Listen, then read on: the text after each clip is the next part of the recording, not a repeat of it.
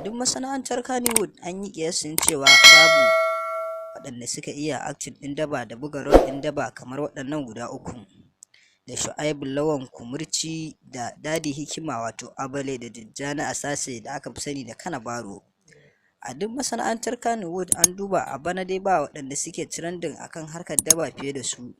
domin suna bayar da duk abin da ake so, wanda har ɗan kallo yakan ji a ransu cewa waɗannan karakter da suke bugawa a gaske fa ita ce, wanda da aka yi hira da su duka sun kwatanta ba hakan ba ne, kawai dai yanayin aiki ne, kasan kuma mutum akan aikinsa sarki ne. Wannan shine dai ya ja cece-kuce a masana'antar Kannywood har ake tunanin za a dakatar da su daga harkar fina-finan da suke yi, domin ana ganin suna gurɓata al'umma, wanda kuma a ɓari guda ana amfani da wannan kafa ne domin ganar da mutane da wayar musu da kai kan cewa su san yadda za a yi su yi ta'amali da mutane, da kuma yadda za a yi su kama masu irin wannan halayya. Mun gode, muna son jin ra'ayinku akan wannan bidiyo.